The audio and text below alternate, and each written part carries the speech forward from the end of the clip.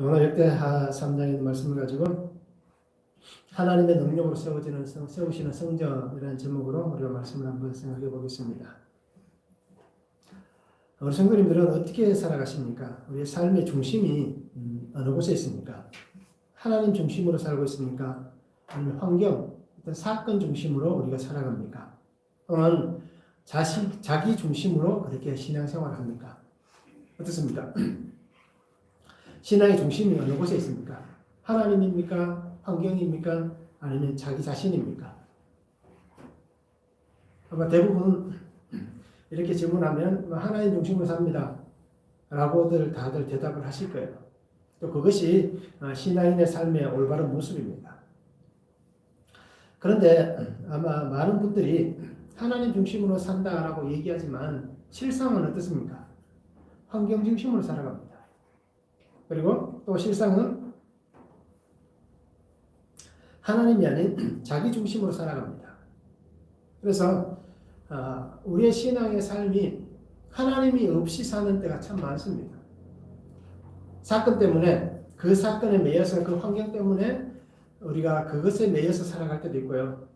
때로는 하나님보다는 자기를 더 의지하고 자기 생각과 자기 방법을 가지고 그렇게 살아갈 때가 참 많습니다. 저도 그런 것 같습니다. 저도 보면 목사이지만 하나님 중심으로 삽니다 라고 얘기를 하지만 그러나 실상은 어떻습니까? 보면 저도 하나님 중심으로 사는 시간보다는 환경과 사건 그 중심으로 살 때도 많고요. 또는 어떤 때는 내 생각과 내 방법을 가지고 내가 중심이 되어서 그렇게 살아갈 때가 참 많습니다. 그러면서도 우리는 어떻게 얘기합니까? 나는 하나님 중심으로 삽니다 라고 그렇게 늘 포장을 씌웁니다. 그래야 목사가 목사 같아 보이고, 그죠? 성도가 성도 같아 보이는 그러한 것들 때문에 우리는 그렇게들 합니다. 그런 솔직히 얘기하면 하나님 앞에서는 그렇게 살아가는 자가 올바르지 않다는 것입니다. 하나님이 모르시기 때문에 그냥 참아주시는 게 아니라 아시면서도 그를 고치시기 위해서 그를 기다리시고 참아주시는 것입니다. 사람은 상대방이 어떤 마음을 가지고 있는지 알지는 못합니다. 그 사람의 생각과 그 사람의 어떤 삶의 모습들을 파악을 못합니다. 그런데 하나님은 나를 만드신 분이시기 때문에 나보다 나를 더 잘 아시는 하나님께서는 분명히 알고 계십니다. 그래서 우리가 바른 신앙의 삶을 살아갔으면 좋겠습니다. 혹시라도 나는 하나님 중심으로 아직 살지 못하고 있다라고 여기시는 분들은 그렇게 하는 것이 올바른 방법은 아니지만 말이라도 하나님 중심으로 삽니다. 하나님 중심으로 나는 살아갑니다. 생각합니다. 그렇게 행동합니다. 옳지 않은 방법이지만 말이라도 그렇게 하시기 바랍니다. 그러면 말을 하다 보면 자기의 귀에 들려질 것이고 그 말이 누군가에게 들려지게 됩니다. 그러면 사람들은 어떤 모습이 있습니까? 자기가 한 말에 대한 책임을 지는 성향이 있습니다. 결국 그렇다는 얘기는 지금은 그렇다 하지 못할지라도 그렇게라도 말을 하고 살아가면 결국에는 조금씩 바뀌어서 하나님 중심으로 살아가는 신앙의 삶이 될 것입니다. 그렇게 하나님은 우리를 고쳐가실 것이고 바르게 해가실 것입니다. 그리고 오늘 우리 성도님들이 매일매일 이렇게 잘 되지 않는다 하더라도 말씀을 늘 묵상하시면서 그렇게 하나님 중심으로 살았으면 좋겠습니다.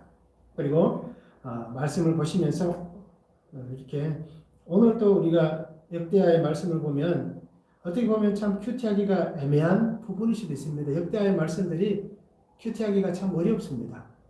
그런데 이 말씀들을 보시면서 내 죄를 보셔야 됩니다. 그 속에 숨겨져 있는 하나님의 말씀들이 우리 안에 들려오면 나의 죄가 분명히 보여집니다. 그리고 우리가 늘 말씀을 가까이 하시면서 하나님 중심 안에 그 말씀들로 살아내는 성도가 되면 좋을 것 같습니다. 오늘 성경을 보시기 바랍니다. 솔로몬은 왕이 된 지 4년째 둘째 달 둘째 날에 참 어떻게 보면 맞춘 것 같습니다. 그죠? 둘째 달 둘째 날에 건축을 시작하였더라라고 얘기합니다. 그러면서 건축을 했는데 어느 곳에 했느냐? 자기 아버지 다윗이 정한 곳 예루살렘 모리아산 성전을 건축하기 시작합니다. 그래서 그곳은 오르난의 타작마당이다라고 얘기를 합니다. 그러면서 성전에 지대를 놓고 낭시를 세우고 순금으로 입히고 보석으로 그 성전을 장식합니다. 그리고 지성소를 만듭니다. 그리고 지성소 안에 두 그룹을 만들어서 이 끝에서 저 끝까지 닿게 합니다. 그리고는 성전 앞에 어떤 걸 세웁니까? 두 기둥을 크게 세우는데 야긴과 보아스라고 이름을 새겨둔 그 두 기둥을 세웁니다. 오늘 말씀은 하나님의 능력으로 세우시는 성전입니다. 첫 번째 보면 다윗이 정한 곳이다라고 성경은 얘기합니다. 1절과 2절에 얘기합니다. 솔로몬이 예루살렘 모리아산에 여호와의 전 건축하기 시작하니 그것은 전에 여호와께서 그의 아버지 다윗에게 나타나신 곳이요 여부스 사람 오르난의 타작마당에 다윗이 정한 곳이라. 솔로몬이 왕위에 오른 지 넷째 둘째 달 둘째 날 건축을 시작하였더라 라고 말씀합니다. 4년이 되었을 때에 성전을 건축합니다. 그래서 성전을 건축하기 시작한 곳은 오늘 성경 보니까 모리아산이다 라고 성경은 그렇게 말씀합니다. 그러면서 아버지 다윗이 정한 곳이다. 그리고 또 하나의 설명이 붙어 있습니다. 오르난의 타작마당이다 라고 그렇게 표현하고 있습니다. 오르난의 타작마당이라고 표현한 이유를 우리가 분명히 알아야 됩니다. 왜? 오르난의 타작마당이다 라고 표현했겠습니까? 다윗이 인구조사를 했습니다. 그의 노년에 마지막 때가 됐을 때 이제 왕의 자리에 있는 시간들이 점차 줄어드는 그 시간에 인구조사를 했습니다. 그런데 하나님께서는 그것을 원치 않았습니다. 그래서 요압 장군을 통해서도 얘기하셨고 여러 가지 방법으로 하나님이 다윗에게 얘기했는데 불구하고 다윗은 어떻게 합니까? 인구조사를 합니다. 인구조사를 하는 이유가 아주 간단합니다. 전쟁에 나갈 만한 사람이 몇 명이 되느냐 라는 것 때문에 인구조사를 한 것입니다. 즉 하나님께서 원치 않는 방법. 지금까지 다윗이 전쟁을 수도 없이 치렀지만 그 전쟁에서 자기 힘으로 전쟁하고 승리한 적이 없었습니다. 다 하나님께서 그 전쟁을 다스렸습니다. 그리고 힘든 가운데에도 하나님은 다윗에게 승리를 주셨습니다. 즉 인구조사를 하지 말아야 될 이유는 내가 사람들을 생각하고 사람들을 의지하는 것이 아니라 하나님만 바라며 하나님만 의지하는 사람입니다 라는 것을 분명히 보여주는 것이 다윗에게 하나님께서 인구조사하지 말아라 라고 말씀하신 것입니다. 그런데 다윗은 이 범죄를 통하여서 하나님 앞에 크게 죄를 짓습니다. 그래서 하나님께서 다윗에게 세 가지의 재앙을 말씀합니다. 그때 다윗이 어떤 걸 택합니까? 사람들의 손에 빠지지 않고 하나님의 손에 자 모든 것을 맡긴다 라고 고백합니다. 그래서 하나님은 전염병을 그 땅에 보내십니다. 그래서 3일 동안 전염병으로 7만 명이 죽었습니다. 한 사람의 범죄함으로 인해서 7만 명이 죽었습니다. 그리고는 역대상 21장 15절을 보면 하나님이 예루살렘을 멸하러 천사를 보내셨더니 천사가 멸하려 할 때에 여호와께서 보시고 이 재앙 내림을 뉘우치사 멸하는 천사에게 이르시되 족하다 이제는 내 손을 거두라 하시니 그때 여호와의 천사가 여부스 사람 오르난의 타작마당 곁에 선지라고 말씀합니다. 하나님께서 뉘우치셨다라고 얘기합니다. 이렇게 표현하는 것 자체가 어떻게 보면 하나님이 다윗을 얼마나 사랑하시고 이스라엘 백성을 사랑하시는지를 보여주는 것입니다. 그러면서 천사에게 이제 족하니까 멈추어라 라고 말씀합니다. 그때 천사가 서 있었던 그 자리가 바로 이 오르난의 타작마당 곁에 서 있었다라고 얘기합니다. 타작마당은 대부분의 사람들이 공용으로 사용하는 넓은 지역입니다. 자기가 소유하고 있는 그 밭이라든지 이러한 일터에서 사람들이 함께 타작할 수 있는 공간을 둡니다. 바로 그곳이 타작마당이라고 얘기합니다. 그런데 오늘 특별히 오르난의 타작마당이라고 얘기하는 것은 오르난이 자기의 집과 소유하고 있는 여러 가지 밭 그 사이에 바로 이 장소가 있다라는 것입니다. 그래서 그곳에 하나님께서 멈추게 하신 천사가 서 있는 것을 하나님의 선지자들을 통하여서 또 다윗에게 그것을 보여주십니다. 그리고는 다윗은 그곳에서 번제단을 쌓고 번제와 화목제를 하나님 앞에 드리기를 원했습니다. 그래서 왕이 자기에게 찾아온 그 사건을 통해서 이 오르난은 이방 사람입니다. 그러기에 왕이 자기에게 오는 사건을 통해서 어떻게 합니까? 왕에게 내가 이 타작마당을 드리겠습니다 라고 얘기합니다. 그런데 다윗은 어떻게 합니까? 그것을 그냥 받는 것이 아니라 충분히 그것에 대한 값을 지불하고 그 타작마당을 사게 되는 것입니다. 그래서 하나님께서 응답하시고 하나님께서 약속하셨던 그 자리에, 하나님의 은혜가 있는 그 자리에 다윗은 하나님의 성전을 짓기를 원했습니다. 그리고는 그것을 준비하였습니다. 그래서 솔로몬은 성전을 건축하면서 다윗이 정한 곳이다 라고 표현한 것이 바로 그 자리이기 때문에 바로 그렇게 표현한 것입니다. 그러나 오늘 우리가 성경에서 분명히 보시기 바랍니다. 예루살렘 모리아산이라고 표현합니다. 오르나는 타작마당이 있는 곳이지만 그곳은 예루살렘이고 모리아산이다 라고 성경은 얘기합니다. 이스라엘에게 있어서 이 모리아산은 굉장히 중요한 영적인 자리입니다. 우리가 잘 아는 자리입니다. 그곳에서 하나님의 사람이 예배했던 곳이기 때문에, 그곳에서 하나님의 사람이 하나님 앞에 번제를 드렸기 때문에 그 자리가 굉장히 중요한 장소입니다. 아브라함에게서부터 시작된 이 자리가 바로 이 모리아산, 바로 이 예루살렘이 있는 이곳입니다. 하나님께서 아브라함에게 말씀합니다. 창세기 22장 2절을 보면 여호와께서 이르시되 내 아들 내 사랑하는 독자 이삭을 데리고 모리아 땅으로 가서 내가 내게 일러준 한 산 거기서 그를 번제로 드리라 라고 말씀합니다. 하나님의 말씀, 그 말씀을 듣는 순간 아브라함은 어떻게 합니까? 그 말씀에 순종해서 그 아들을 데리고 이 모리아 산으로 가는 것입니다. 그리고는 그곳에서 하나님 앞에 번제를 드립니다. 이 모리아산에서 일어났던 이 사건은 하나님의 계획과 하나님의 인도하셨던 그 놀라운 은혜의 사건의 장소입니다. 번제로 드리라는 말씀에 아브라함은 순종합니다. 그리고 번제로 드리는 순종이 분명하게 일어납니다. 아브라함뿐 아니라 그 아들 이삭까지도 하나님의 말씀에 순종하고 아버지 아브라함의 말에 순종하는 것을 우리가 분명히 볼 수 있습니다. 이것은 얼마나 놀라운 사건인지 우리가 이해할 수 없을 만큼 놀라운 사건입니다. 그리고 하나님은 그 자리에서 또 다른 은혜의 길을 준비해 주셨습니다. 그것이 바로 순양이 수풀에 걸려있는 것을 하나님께서 그곳에 준비해 두신 것입니다. 그리고는 하나님은 그 아들 이삭 대신 그 순양을 통하여서 번제를 하나님은 받아주셨습니다. 즉 모든 것이 하나님의 계획하심이며 하나님의 그 은혜 안에 세워가시는 자리였습니다. 그러기에 하나님의 준비하신 크고 놀라운 구속의 역사하심이 이 모리아산, 오르나의 타작마당 가운데에 분명히 있는 것입니다. 하나님은 그곳에서 약속의 은혜가 세워지게 하셨고 또 그 약속의 은혜를 통하여서 하나님의 영적 후사의 계보가 이어지는 은혜를 그곳에서 허락해 주셨습니다.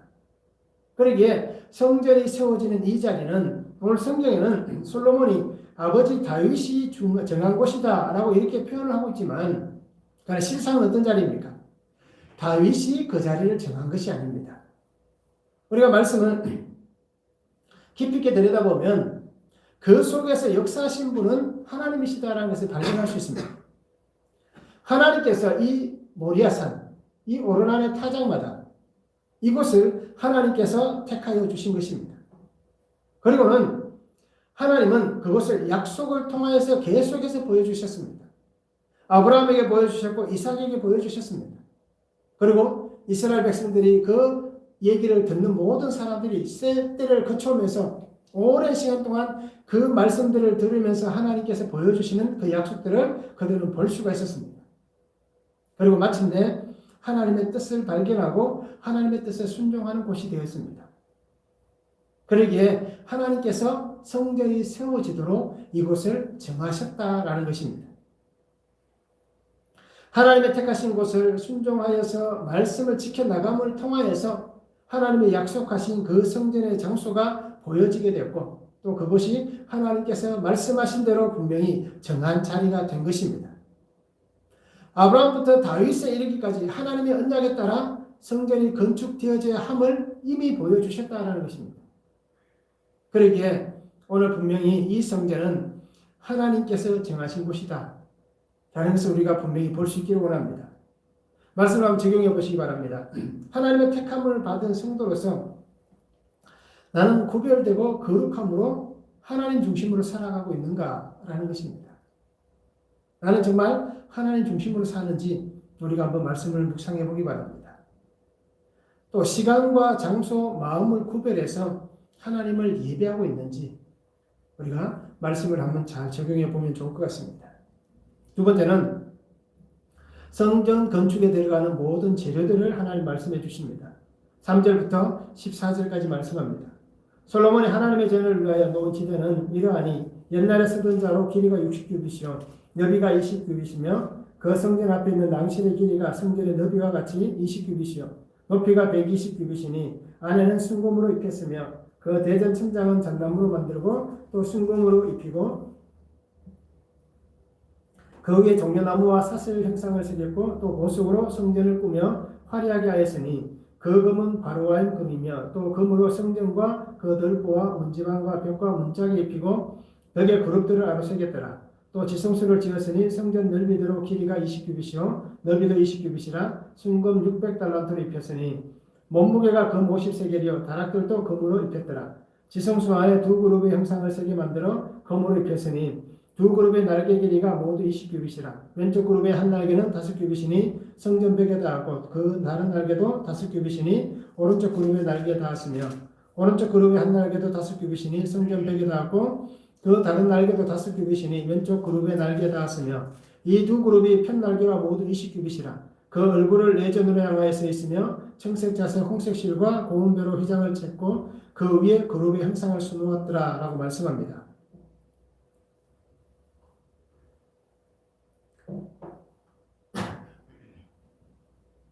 솔로몬은 성전에 만들면서 자기 생각과 자기 계산으로 만들지 않았습니다. 지혜가 있었지만 솔로몬은 하나님께서 모세를 통하여 주셨던 성전의 양식들이 있습니다.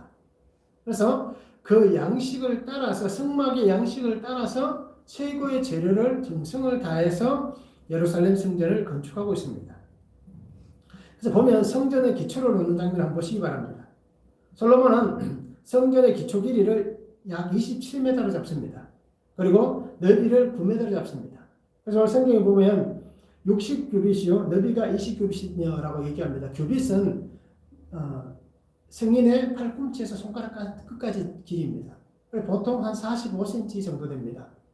그래서 이 60규빗은 이 앞 한 27m 되고 넓이는 9m가 됩니다. 어떻게 보면 그렇게 큰 성전은 아닙니다. 이 시대에 바벨론이나 나중에 나와 있는 아시리아라든지 또 뭐 로마라든지 그리스, 헬라 시대에 등장했던 신전대에 비하면 그렇게 큰 성전은 아닙니다. 그런데 이 성전을 우리가 굉장히 중요하게 보시기 바랍니다. 그리고 그 앞에 낭실을 만들었다라고 얘기합니다. 낭실은 현관을 얘기합니다. 성전으로 들어가는 현관입니다. 길이가 9m 정도 된다라고 얘기합니다. 그리고 그 현관의 높이가 한 54m, 약 120규빗이라고 얘기를 합니다. 그래서 한 54m 정도 되는 것을 볼 수 있습니다. 그리고는 안에는 순금으로 입혔다라고 말씀합니다. 그리고 성전을 전체다 보면 보석으로 꾸몄고 바르와임에서 가져온 금으로 입혔다라고 얘기합니다. 그래서 바르와임이라고 얘기하는 것은 특별한 의미는 없습니다. 그 지역에서 생산된 금을 가져왔다라는 얘기입니다. 그래서 아마 이 시대에 이 바르와임이란 이 지역의 금이 다른 곳보다도 아마 더 질이 좋은 그런 금이었다라고 우리가 생각해 볼 수가 있습니다. 지성소를 한번 보시기 바랍니다. 지성소는 길이가 약 9m입니다. 그리고 너비는 약 9m입니다. 그래서 어떻게 보면 정사각형과 같은 그런 모양을 갖고 있습니다.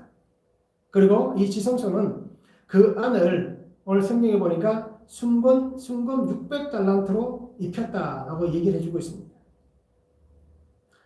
600달란트라고 얘기하니까 우리가 쉽게 상상이 안 됩니다. 그렇잖아요? 얼만큼 되는 양인지 아마 잘 모르실 것입니다. 그래서 제가 찾아보니까요, 지금의 저울추가 아니라 아마 지금의 저울추와도 비슷합니다. 그렇게 큰 차이는 없습니다. 근데 바벨론 시대에 사용했던 이 저울추는 한 달란트가 보통 보면 29.76에서 30.27kg이다 라고 얘기합니다. 그래서 1kg가 한 달란트가 이 정도 무게가 되는 29에서 30kg 정도 되는 무게가 된다라고 얘기합니다. 그리고 그때 당시에 있었던 텔베이트 미르심에서 발견된 어떤 보면 유적에서 발견된 것입니다. 그 어떤 지역에서 텔베이트 미르심이라는 그 지역에서 발견된 저울추를 보면 한 달란트가 30.43kg이다 라고 얘기합니다. 저울의 미리그램에 따라서 조금 차이가 나는데요. 이때 발견됐던 저울추를 더 정확하게 계산하는 것을 보면 28.53kg이었다라고 얘기합니다. 조금 차이가 있습니다. 그런데 통상적으로 이 시대의 저울추를 가지고 보니까요. 로마 시대에는 이것보다 더 가볍습니다. 20점 얼마가 됩니다. 한 달란트가 킬로그램으로. 그래서 600달란트라고 얘기했을 때에 평균적으로 30kg이다라고 잡으면 18,000kg이 됩니다. 1톤 트럭이 몇 대가 있어야 되겠습니까?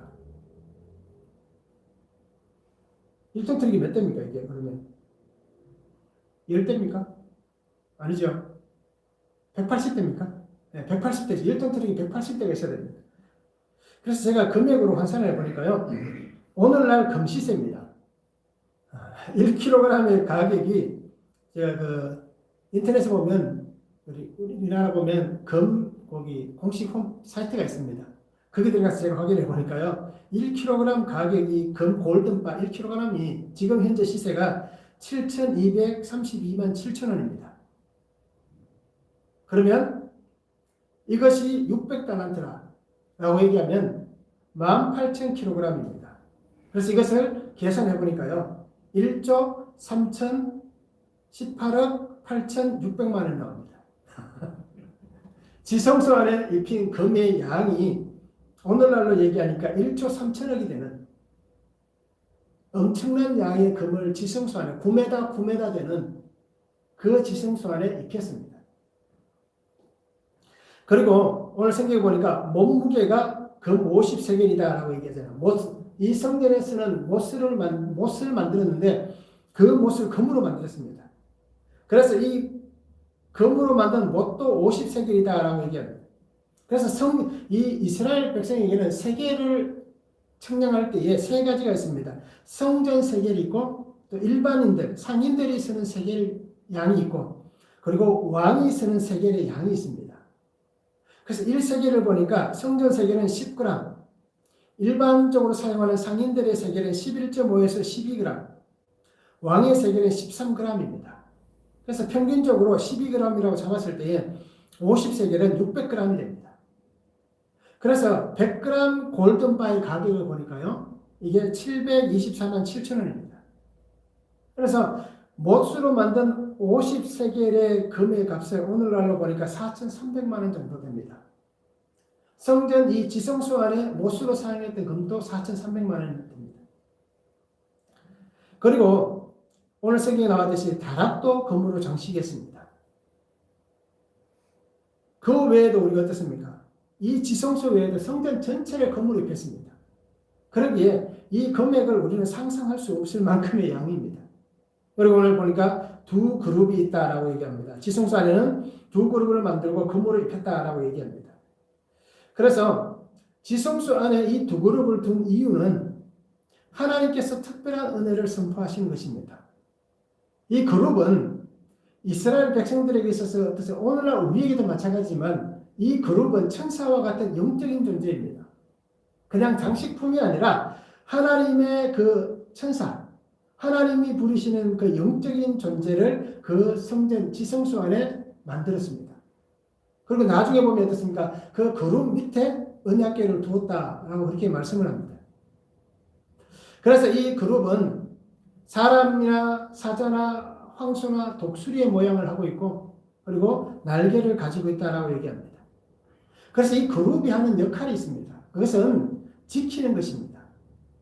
그래서 성경에 나와 있는 전체적인 것을 보면 이 그룹은 생명나무를 보호했습니다. 창세기 보면 분명히 나옵니다. 그리고 성전의 봉사자로서의 이 모습이 등장합니다. 그리고 하나님의 보좌를 운반하는 자로 등장을 합니다. 그리고 언약궤 및 성전의 보물을 수호하는 자이다. 또 계시록에는 끊임없이 하나님을 찬양하는 생물로 이 그룹을 묘사해주고 있는 것입니다. 결국 하나님은 이 그룹들을 통하여서 하나님의 만드신 그 자리, 세우시는 그 자리에 하나님께서 지키시고 보호하시고 돌보시는 그 은혜가 그 가운데 있다라는 것을 그룹을 통해서도 분명히 보여주시고 있는 것입니다. 하나님은 성전의 모든 곳에 이 검을 입혔습니다. 이 검을 입혔다는 얘기는 하나님 앞에서 모든 것이 순결하고 하나님 앞에서 모든 것이 정결하다라는 것입니다. 그리고 이 검은 변하지 않는다라는 사실을 갖고 있습니다. 결국 하나님의 성전에 검을 입혔던 것은 변하지 않는 하나님의 약속의 은혜가 이 성전을 통하여서 이 지성소를 통하여서 하나님의 변하지 않는 그 은혜의 약속들이 선포되고 그 말씀들을 통하여서 내가 너희를 돌보고 지켜주겠다라는 그 은혜를 분명히 보여주시는 것입니다. 그 외에도 사용되어진 모든 기물들이 이렇게 변함없는 하나님의 은혜가 분명히 세워지는 것을 오늘 성경은 우리에게 말씀해 주시고 있는 것입니다. 말씀을 한번 적용해 보시기 바랍니다. 하나님의 변하지 않는 그 사랑과 그 말씀에 순종하고 있는지, 나를 향하여서 변하지 않는 그 하나님의 말씀, 변하지 않는 그 하나님의 사랑에 나는 정말 잘 순종하고 있는지 말씀을 한번 적용해 보면 좋을 것 같습니다. 또 하나는 나는 무엇을 가지고 영과 육의 성전을 지어가고 있는가? 나는 무엇으로 성전을 짓습니까? 내 영과 내 육의 성전을 무엇을 가지고 짓고 있습니까? 하나님의 성전을 짓기 위해서 나에게 필요한 것은 무엇인가라는 것입니다. 내게 무엇이 필요한지를 한번 말씀을 묵상해 보면 좋을 것 같습니다. 이렇게 하나님은 이 성전을 세워가시면서 세 번째 보면 하나님의 능력으로 세워진 것을 보여주시고 있습니다. 15절에서 17절에 말씀합니다. 성전 앞에 기둥들을 만들었으니 높이가 30규빗이요 각 기둥 꼭대기의 머리가 5규빗이라. 성소같이 사슬을 만들어 그 기둥 머리에 두르고 성문 100개를 만들어 사슬에 달았으며 그 두 기둥을 성전 앞에 세웠으니 왼쪽에 하나요 오른쪽에 하나라. 오른쪽 것은 야긴이라 부르고 왼쪽 것은 보아스라 불렀더라 라고 말씀합니다. 솔로몬은 이 성전 앞 현관 좌우편에 두 기둥을 세웁니다. 그래서 그 길이가 어떻습니까? 13m입니다. 높이가 13m. 그리고 그 13m 중에 어떤 꼭대기에 머리 형상을 어떻게 보면 구별된 어떤 그 틀을 만들어서 거기 길이가 2.25m가 되는 굉장히 큰 기둥 두 개를 세웁니다. 그리고 꼭대기 머리 부분에 사슬을 두릅니다. 그리고 그 사슬에 성류 100개를 만들어서 양쪽에 둡니다. 그래서 성류가 양쪽으로 200개가 있습니다. 한쪽에 100개씩. 그래서 200개가 장식되어져 있습니다. 바깥에 이 기둥을 세우면서 왜 성류를 달았는가라는 것입니다. 왜 성류를 달았을까? 우리가 한번 깊이 있게 묵상해 보시기 바랍니다. 왜 하나님께서 솔로몬에게 그렇게 성전을 세우게 하면서 현관 앞에 성전을 들어가는 그 입구에 두 기둥을 세우시면서 왜 그 꼭대기에 성류를 달았을까? 라는 궁금증이 분명히 일어날 것입니다. 이 성류는 하나님 앞에서 생명이 보존되었다함을 받는 특별한 방법이었습니다. 한 사람의 생명이 보호받는다. 그 생명이 죽지 않고 살아있다라는 그 은혜를 받는 방법이 바로 이 성류입니다. 그래서 출애굽기에 보면 28장 31절에서 35절에 보면 이 내용에 대해서 잘 기록하고 있습니다. 제사장의 옷 가장자리에 금과 함께 성류 장식을 달았습니다. 금을 물방울같이 만들고 또 이 성류를 물방울같이 만들어서 그것을 옷 가장자리에 달았습니다. 돌아가면서. 그리고는 지성소에서 이 소리가 나면 그의 생명이 보존되었다라고 분명히 말씀하셨습니다. 그래서 출애굽기 28장 31절에 35절을 보면 특히 34절과 35절을 보면 그 가장자리로 돌아가면 한 금방울 한 성류 한 금방울 한 성류가 있게 하라. 아론이 입고 여호와를 섬기려 성소에 들어갈 때에 성소에서 나올 때에 그 소리가 들릴 것이라. 그리하면 그가 죽지 아니하리라 라고 말씀합니다. 그러니까 사람이 움직이면 그 옷이 움직일 것 아닙니까? 그러면 이 금과 석류가 부딪히든지 아니면 흔들려서 그 소리가 났다라는 것입니다. 그래서 한 사람의 생명이 보존되는 것을 하나님께서 은혜로 주셨습니다. 성전 앞 두 기둥 위에 석류를 달아둔 것은 성전 안에서의 이 제사장이 했던 것과는 조금 차이가 있습니다. 그럼에도 불구하고 하나님께서 왜 이 성전 앞 두 기둥 위에 석류를 달아두었는가? 제사장의 생명을 살리고 한 사람의 생명을 살리는 같이 하나님께서 이 백성을 향한 그 생명을 내가 너희를 살리고 너희를 지키고 내가 너희를 돌본다 라는 은혜의 상징으로 하나님께서 그 기둥 위에 이 석류를 사슬에 엮어서 달아두었다라는 것입니다. 그래서 이 석류가 사슬에 매여 있기 때문에 어떻게 보면 고정되어 있지만 움직일 수 있는 부분들입니다. 또 보여지는 상징적 의미도 있고 또 아마 바람이 분다든지 이러면 흔들릴 수도 있었을 것입니다. 그러니까 여러 가지 모습을 통해서 분명히 보여지는 것은 하나님께서 그 생명에 보호하시는 상징적인 은혜를 그곳에 허락해 주셨다는 것입니다. 결국 하나님의 성전 자체가 생명의 자리이지만 그 생명이 하나님은 약속하셨던 그 은혜 안에서 분명히 이곳에 있을 것이다. 성전이 지어지는 그 자리가 어떻게 보면 천사가 백성을 멸망시키려고 했던 자리이고 또 아브라함이 이삭을 잡아서 번제로 죽이려 했던 자리고 실제로 희생이 일어났던 자리입니다. 그렇다면 파괴와 멸망, 죽음의 자리다라고 우리가 생각할 수도 있습니다. 그런데 하나님께서 어떻게 하셨습니까? 그 자리는 파멸과 멸망과 죽음의 자리가 아니라 하나님이 준비하시는 여호와의 일에 하나님의 산에서 준비되리라고 말씀하셨던 것과 똑같이 생명을 살리는 하나님의 은혜의 자리다라는 것을 말씀해 주신 것입니다. 그래서 이 성전은 하나님께서 생명을 살리는 생명의 성전이다라는 것을 보여주신 것입니다. 두 기둥이 분명히 등장합니다. 야긴과 보아스라는 이름이 나옵니다. 야긴은 그가 세우리라라는 뜻입니다. 보아스는 그에게 능력이 있다. 그가 튼튼하게 하신다라는 뜻을 가지고 있습니다.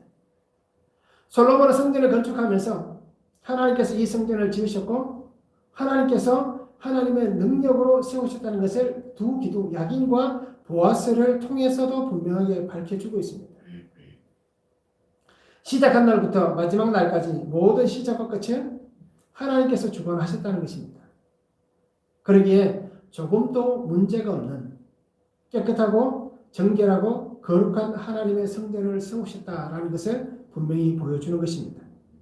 그가 세우셨고 그의 능력으로 세우셨다라는 것을 분명히 보여주시는 것입니다. 성전과 성전의 이 두 기둥이 보여지는 곳에서 하나님의 준비하셨던 약속들이 하나도 남김없이 다 이루어졌습니다. 이곳에서 하나님이 말씀하셨던 것들이 다 이루어졌습니다. 하나님께서 친히 세워가시는 그 은혜가 분명히 있습니다. 그러기에 이 성전을 통하여서 하나님의 나라가 영원히 하나님께서 세워가신 그 나라가 되게 할 것이고 하나님의 나라가 거룩한 나라가 되게 하실 것이다 라는 그 은혜를 선포해 주시고 있는 것입니다. 그래서 솔로몬은 분명히 자신의 신앙을 따라서 그렇게 고백하고 있는 것입니다. 하나님께서는 나를 견고하고 거룩한 하나님의 성전으로 세워가신 것입니다. 그리고 오늘 성도님들도 분명히 기억할 수 있기를 원합니다. 그리고 분명히 고백할 수 있기를 원합니다. 하나님은 나를 거룩하게 했습니다. 나를 견고하게 세우십니다. 그리고 오늘 하나님께서 나를 능력으로 세워가시는 그 믿음을 가질 수 있기를 원합니다. 내가 이렇게 있는 것, 내가 살아가는 것, 또 나에게 속한 모든 환경들, 그것이 내가 의지하고 내가 바라고 내가 계획한 대로 흘러가는 것이 아니라 하나님께서 원하시고 하나님이 계획하시고 하나님이 이끌어 가시는 그 은혜 안에 흘러가는 것입니다. 그러면서 그곳이 하나님의 거룩한 능력이 임하는 하나님의 축복의 생명의 은혜의 자리가 분명히 되게 해주신 것입니다. 그리고 우리는 모든 것을 하나님의 능력으로 세우셨다라는 이 믿음의 고백으로 우리가 살아갈 수 있기를 소망합니다. 그래서 오늘 말씀을 한번 적용해 보시기 바랍니다. 하나님의 능력으로 내가 견고히 서 있어야 할 곳은 어디인가라는 것입니다. 하나님의 능력으로 나는 어디에 서 있어야겠습니까? 어디에서 믿음으로 견고하게 서 있어야 하는가라는 것입니다. 거룩함으로 끝까지 하나님이 세우고 가시는 그곳에서 나는 무엇을 할 것인가라는 것입니다. 하나님께서 분명히 나에게 원하는 것이 있습니다. 그러면 나는 그 자리에서 무엇을 할 것인지를 우리가 오늘 말씀을 통해서 묵상해 보았으면 좋겠습니다. 하나님께서는 오늘 말씀을 통해서 분명히 보여주셨듯이 솔로몬을 통해서 성전을 건축하게 하셨습니다. 모리아산, 오르난의 타작마당, 그곳에서 하나님은 놀라운 일들을 이루셨습니다. 그곳은 하나님 앞에 약속의 번제가 드려졌던 자리입니다. 또 그것은 죄가 있는 자에게 죄사함을 선포하셨던 자리입니다. 구속하시는 번제의 은혜가 희생의 제사가 드려졌던 곳입니다. 그러기에 하나님은 그 약속하신 그 자리에서 죽음이 아니라 생명의 은혜를 분명히 주시고 있습니다. 변하지 않는 하나님의 사랑과 긍휼의 은혜가 오늘 이 자리에서 하나님께서 그 놀라운 복을 우리에게 허락해 주시고 있는 것입니다. 하나님이 역사하시는 그 은혜 앞에서 우리가 그 약속을 붙잡고 영과 진리로 예배하시면서 하나님의 거룩한 권능으로 세움을 받는 하나님의 성전들이 될 수 있기를 원합니다. 내가 하나님의 성전이 되고 우리의 가정이 하나님의 성전이 되고 우리 교회 공동체가 하나님의 거룩한 성전이 되어서 정말 오늘 말씀같이 하나님의 능력으로 세워지고 하나님의 거룩함으로 세워지고 하나님께서 우리를 거룩하게 사용하시는 그 하나님의 축복을 받은 특별한 말씀의 기둥들이 될 수 있기를 원합니다. 그래서 오늘도 나의 영과 육의 성전을 하는 거룩한 믿음의 삶을 우리가 함께 살았으면 좋겠습니다. 그러기에 우리가 늘 말씀을 잘 묵상하시면서 오늘도 내게 주시는 말씀을 붙잡고 매일매일 승리할 수 있는 축복의 삶을 우리가 함께 나눌 수 있기를 소망합니다. 기도하시겠습니다. 사랑의 아버지 하나님 감사합니다. 오늘도 우리에게 주신 말씀을 바라봅니다. 주님께서 주신 말씀을 붙잡고 믿음으로 나아갑니다. 솔로몬을 통하여서 하나님이 세워가시는 귀한 성전을 바라봅니다. 아버지 하나님, 오늘도 내가 있는 이 자리가 하나님께서 택하시는 거룩한 자리이고 하나님이 사용하시는 생명의 자리이고 하나님의 은혜가 값없이 부어지는 축복의 자리입니다. 그래 내가 있는 모든 곳이 하나님의 임재가 있는 성전이 되기를 소망합니다. 특별히 나의 몸과 영이 하나님의 거룩한 성전이 되며 죄가 다 사라지고 우리 악함이 사라져서 순금같이 깨끗하고 정결하고 순결한 하나님의 사람으로 살아가는 귀한 은혜와 복을 다하여 주시옵소서. 매일매일 말씀을 묵상하면서 우리 안에 있는 죄가 다 드러나게 하시고 하나님께서 우리를 용서하시고 구속하시는 그 은혜를 누리게 하시고 그 은혜를 붙잡고 날마다 주님 증인된 그 삶을 부활의 증인된 그 삶을 힘껏 살아낼 수 있게 하시고 우리가 어떤 상황 속에 처한다 할지라도 끝까지 말씀을 붙잡고 승리하며 나아가는 거룩한 하나님의 사람들 되도록 은혜 위에 은혜를 다하여 주시옵소서. 아버지 하나님 항상 주와 동행하는 복된 삶이 되기를 소망합니다. 날마다 하나님이 나를 세워가시고 하나님의 능력이 나를 세워가시는 하나님께서 굳건하게 세워가시는 그 은혜를 누릴 수 있도록 성령 하나님 역사하여 주시옵소서. 감사를 드리며 예수 그리스도의 이름으로 기도하옵나이다. 아멘.